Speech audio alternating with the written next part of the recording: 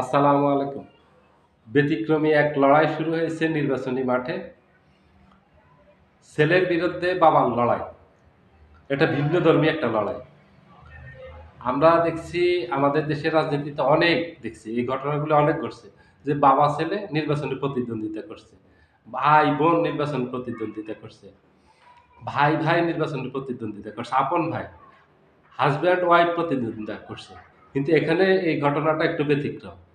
এখানে বাপ ছেলে প্রতিদ্বন্দ্বী, কিন্তু নির্বাচনে ছেলে নির্বাচন করতেছে বাপ তার বিরুদ্ধে, অন্য একজনের হয়ে বাপ ভোট চাচ্ছে। এটা হলো এনসিপির যে মাহফুজ আলমের বাবা করে বিএনপি, আর মাহফুজ আলমের ছোট ভাই করে এনসিপি। সে এনসিপির থেকে নমিনেশন পেয়েছে লক্ষ্মীপুর ১ আসন, রামগঞ্জ। ওই আসন থেকে মাহফুজ আলমের ছোট ভাই এনসিপির থেকে নির্বাচন করতেছে। আর মাহফুজ আলমের বাবা বিএনপির প্রার্থী যিনি আছেন সাদাত হোসেন সেলিম, ওনার পক্ষে নির্বাচন করতেছে।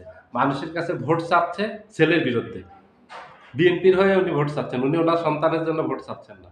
রাজনীতি এত খারাপ জিনিস, যেখানে সম্পর্ক থাকে না, বাপ ছেলের মতো এত ঘনিষ্ঠ সম্পর্ক তুচ্ছ সেখানে।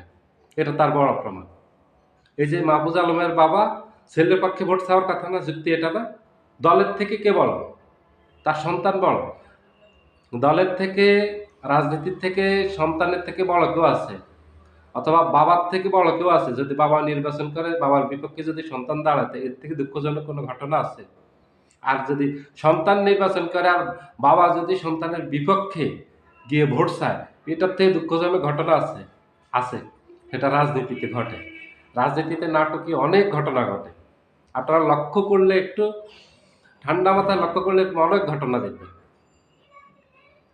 এবারের রাজনীতিতেও এবার অনেক আসনে, যেমন নাটোরের বাগাতিপাড়া যে আসনটা, এই আসনটার থেকে বিএনপির ফজলুর রহমান পটল, উনি দুইবারের মন্ত্রী ছিলেন। ১৯৯১ সালেও মন্ত্রী ছিলেন, ২০০১ সালে বিএনপি সরকার যখন গঠন করে তখন উনি মন্ত্রী ছিলেন।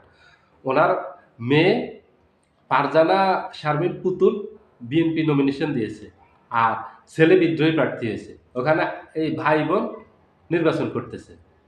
দেশে এরকম আরো অনেক জায়গায় আছে। হাতিয়াতে দাঁড়িয়েছে হান্নান মাসুদ, ও এনসিপির থেকে, ১০ দলীয় জোট থেকে, আর তার বাবা সুপ্রিম পার্টির থেকে। হাতিয়াতে আরেকজন দাঁড়িয়েছে, সাবেক ৪ বারের এমপি ফজলুল আজিম, ওনার ওয়াইফও দাঁড়িয়েছে সেখান থেকে। কিন্তু এখানে বাপ ছেলে দাঁড়ায়নি, ছেলে নির্বাচন করতেছে, আর বাপ হলো নির্বাচন করতেছে না, দাঁড়ায়নি, কিন্তু তার প্রতিপক্ষের রাজনীতি করতেছে, বিএনপি রাজনীতি, সেখানে ভোট চাচ্ছে। নির্বাচন, রাজনীতি, এগুলো এই জায়গাটা খুব খারাপ। এটা খুব ভালো না, যেখানে সম্পর্কের কোনো মূল্য নেই, যেখানে মতাদর্শের মূল্য সবচেয়ে বেশি।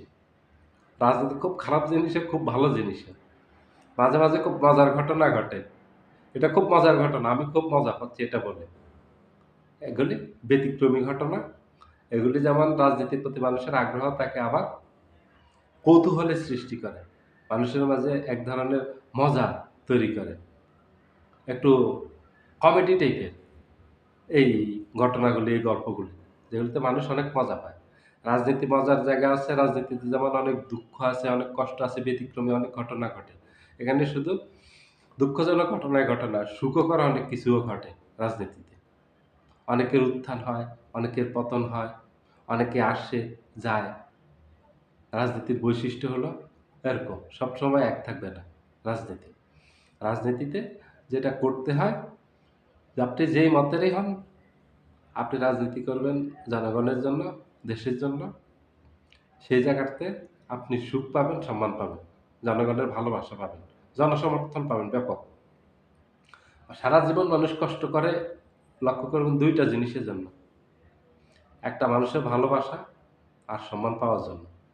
যদি দেশের জন্য রাজনীতি হয়, জনগণের কল্যাণের জন্য রাজনীতি হয়, সেখানে আপনি মানুষের ভালোবাসা পাবেন, সম্মান পাবেন, নিঃসন্দেহে আপনি পাবেন এটা। আপনি যদি জনগণের জন্য রাজনীতি করেন, তাহলে জনগণের ভালোবাসা পাবেন। বেগম খালেদা জিয়া করছে, উনি পেয়েছেন।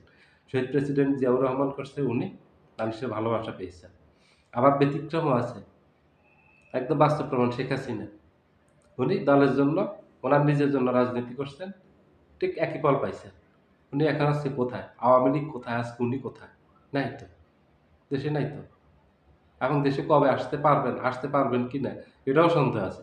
শেখ হাসিনা মারা গেলে কোনোদিন তার লাশ বাংলাদেশে আসবে কিনা তা নিয়েও সন্দেহ আছে।